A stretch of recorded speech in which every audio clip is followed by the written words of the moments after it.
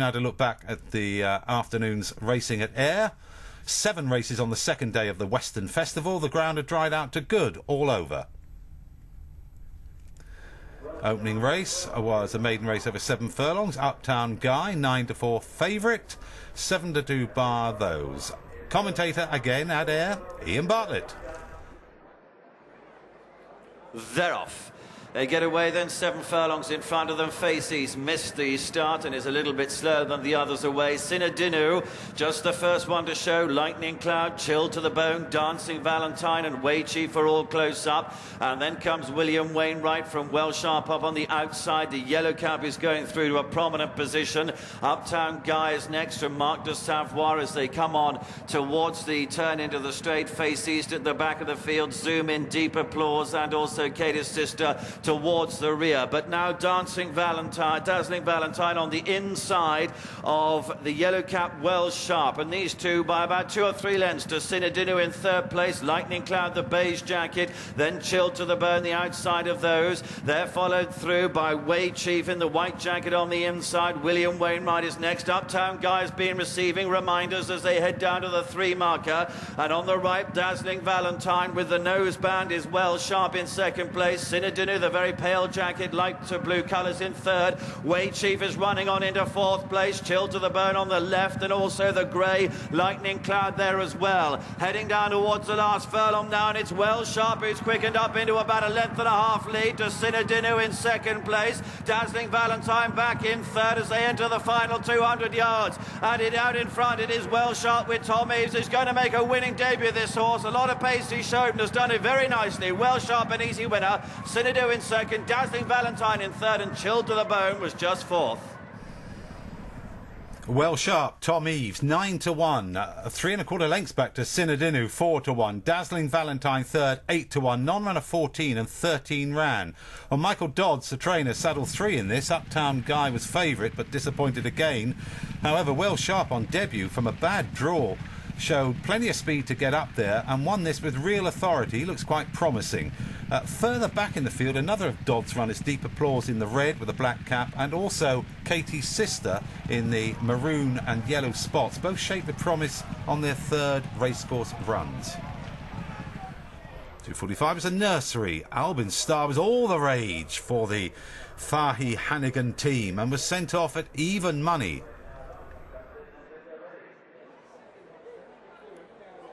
They're off. Race 6 furlongs in front of them. Granny Ann missed the break a little bit as they begin their trip. Belmere and Boundless Spirit is in the yellow and red, is showing good pace. Malgoof towards the left of runners, then Berberan is towards the right, and the black with the Moe's sleeves, and Albin Star's right in behind this. Blaze of Thunder's behind the leading group of runners. Serena's Pride in black, one off the rails, is prominent, as well as Boundless Spirit is, who shows in the yellow and red to Serena's Pride, and then Belmere, Berberan on the extreme right. Albin Star in the very pale jacket, the green cap in behind this. Malgoof in the dark jacket against the rails. They're past halfway. Blaze of Thunder and Drawing Board the next couple of runners. Then comes Robert the Painter, Granny Ann, and then Rosse Chancer. 2 furlongs to go. Albin Star coming there on the right now, coming through to chase Berberana. Malgoof against the rails. Boundless Spirit is hampered in the yellow and red jacket behind these. Heading down with just a furlong to go now. Albin Star's just in front. Drawing Board in the green and orange, so it's going to make him fight here. Albin Star in front. Drawing Board throwing down a very persistent challenge. There's not much between them. Albin Star, the green cap, the far side, is narrowly in front to Drawing Board, and it's Albin Star who beat Drawing Board, Malgoof, and then Rosse Chancer and Robert the Painter in a tight thing for 4th. Albin Star, Paul Hannigan, even money favourite. A Drawing Board 33-1 in 2nd. Malgoof at 12-1 3rd, and all 12 ran. He had to work really hard for victory at Albin Star, but he was trapped out wide, which is probably not the best place to be, and he showed a pretty good attitude to take this on just his 2nd racecourse start. He's well thought of and is likely to improve on this. Having said that, the runner-up Drawing Board was conceding him £7. Blinkers on for the first time clearly made the difference. He travelled well and then went down fighting in the closing stages. These two finished some way clear. 5 furlong sprint was up at 3:20. The enigmatic Hazelrig once again attracted support. 130 over yesterday's winner Mango Music, 7-2. They're off, they race away, and Distant Sun misses the break a little bit as they start to split into two groups. Over on the far side of the track, Stolt is leading there from the Bear. Magical Maces with this group, and then comes Scylla. Ryan Style is with those, and at the back of that group is Galpin Jr. in the light blue colours, as the others have come towards the stand side as they head down past halfway. Sir Geoffrey, Atlantic Beach, La Toreador leading there from Leslie's Choice. Mango Music just in behind these. Hazel Rig is just in behind the leaders near side from Titus Andronicus, and also Indian Trail. Heading down with a furlong marker in sight, the yellow headgear of Atlantic Beach. The Toreador is there. Scylla leads them on the far side. Also the Bear is up there. Here's Hazel Rig now. The red jacket delivering his challenge. Hazel Rig going on. Mango Music coming after it. La Toreador and Scylla still there as well. But it's Hazel Rig in front. He's going to win impressively. Hazel Rig has won it by 2 or 3 to Atlantic Beach in second. Mango Music in third. Scylla and La Toreador a tight thing for fourth. Hazelrig, David Allen, 130 favourite. Atlantic Beach 9-1. Mango Music 7-2, and Scylla was fourth at 8-1. All 17 ran. He can be infuriating, Hazelrig.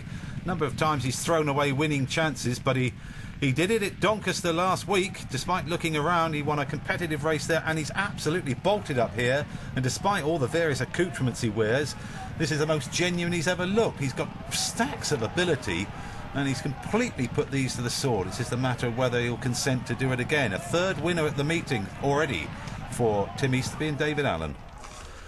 The Harry Roseberry Stakes listed event over 5 furlongs was next. Krypton Factor, the 7-4 favourite.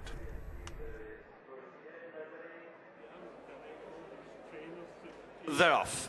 They race away, get away pretty well early on. Bold Bidder on the left against the rails is pushed along to take a prominent position. Malinka, the Thrill is gone, is there. Behind these, Julius Geezer. Krypton Factors towards the right and being bustled along early on. Arctic Feeling, the yellow and black, is just in behind the leaders.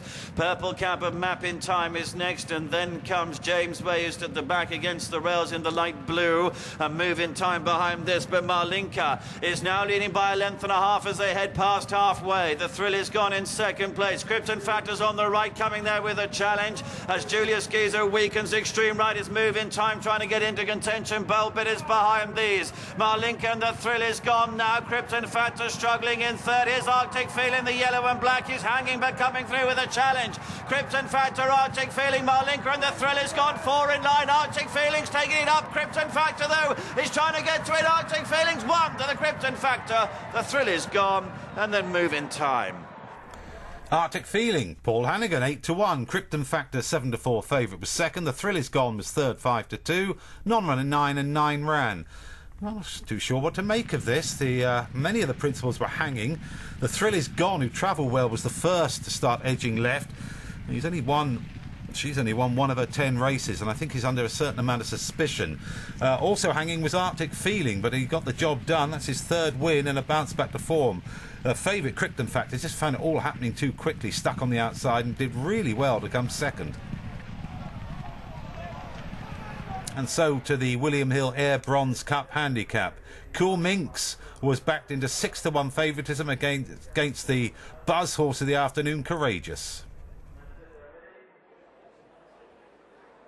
They're off, racing away then with the 6 furlongs in front of them for this William Hill Ayr Bronze Cup over the far side. Ancient Cross is one of the best away. Typhos and Empirica are up there from Jeannie Galloway. Eton Rifles with those. Roker Parker's gone over from 14 to join that far side group where Ginger Ted and Valerie Bortsoff are as well. The Nifty Fox in company with those from International Debut, and then comes Sunrise Safari as they head down towards the halfway stage, and Empirico and Eton Rifles leading the far side group. Great Charm leads them stand side, and with this is Amenable and Sheridan just in behind them. Cool Minx and Every Man for Himself behind these, then Baldemar. Further back to Baron Brook under pressure. Saucy Brown is just in behind this Mastership, and then comes Medici Time, who's the back marker near side.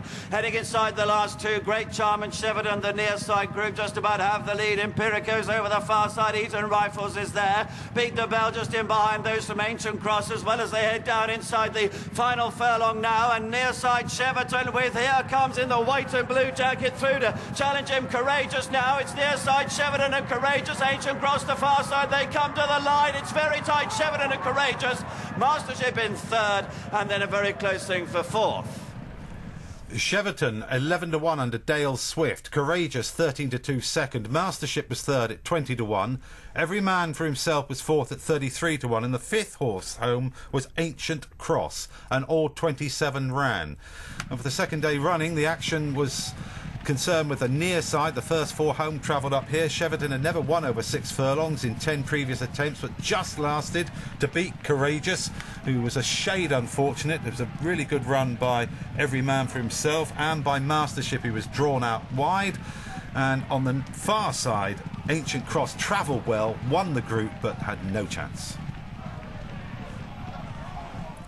Stayers were out at 5:05. The extended 2-mile one, Descarto bidding to back up a recent win, 6-4.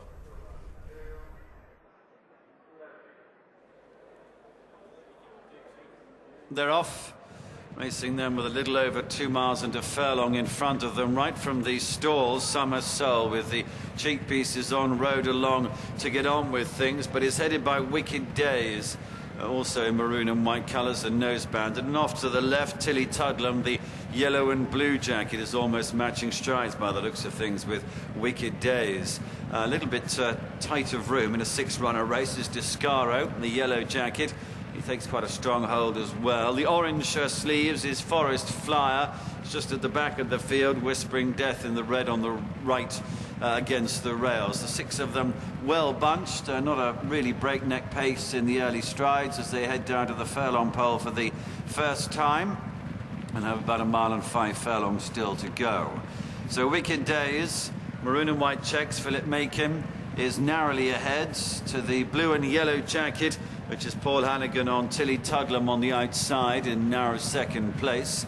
The stripes of maroon and white is James Sullivan riding Summer Soul, who's alongside Tom Eves in the red and light blue on Whispering Death as they race on to the far side of the track. And then comes Forest Flyer, dark blue and orange colours for Lee Newman. The yellow jacket, Silvestre de Souza on board. The favourite Descarto against the rails at the back of the field in company with Forest Flower as they head then on towards the back straight and approach the last 1.25 miles. So heading on down towards the halfway stage, and Wicked Days it is, continues to have the advantage by about 3 parts of a length over Tilly Tudlem in second place. There's then just a length away to Whispering Death, who runs in third position, with on the outside Summer Soul in the striped jacket maroon and white is in fourth place as they've just come now to halfway. And then 1.5 lengths behind those, Descarto in yellow against the rails continues to match strides, with on the outside Forest Flyer in the dark blue and orange. So heading a long way back straight, now down towards the last 7 furlongs. And it continues to be Wicked Days narrowly to Tilly Tudlem. It's only about a neck behind now in second place. And behind these, the big cheek pieces of Summer Souls toward the outside of Whispering Death. And then just about a length, maybe a little bit more, to Forest Flyer, who's up on the outside of Descarto. No change really in the order as they come down now towards the last 3/4 mile and begin the run towards home. And Tilly Tudlem has almost joined Wicked Days in front now as they come round the turn. 1.5 lengths behind him is Summer Soul, who's in third place but makes James Sullivan work for his money all the time. He's just narrowly ahead of Whispering Death, and Descarto, the yellow, tucked away on the inside of Forest Flower as they come then towards the last bit of the turn in. A little over a half mile to go. Tilly Tudlem sent on now by Paul Hannigan to try and take it up to Wicked Days as they come into the home straight. In behind those is Summer Soul in third place, and then Forest Flower. Descarto on the left in the yellow trying to get into contention, but Tilly Tudlem has the lead as they come down to the 2 marker. Right in behind though in the yellow, here comes Descarto now up on the outside of Wicked Days. On the right is Summer Soul against the rails, and behind these is Forest Flower. They're heading down now towards the last furlong. Tilly Tudlem in front, but Descarto is travelling powerfully, and as they head down towards the last furlong now, Silvestre de Souza's just put Descarto's head in front.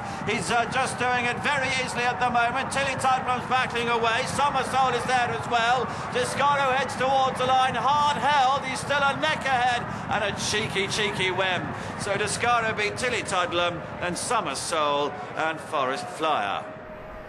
Descarto, Sylvester de Souza, 6-4 favourite. Tilly Tudlum was second, 100-30, and all six ran. And Descarto had taken 24 races before opening his account. Went up to 2 miles at Ripon last month. He's not been with David O'Meara very long. David O'Meara is making a success of his early training career. And Descarto has just laughed at the opposition here. He beat a likeable and reliable sort in Tilly Tudlum, but he's found his niche, Descarto, and it's as a stayer. And the final race on day 2 was a mile handicap. Miami Gator, 3-1, big plunge on Blue Moon, 15-2 into fours.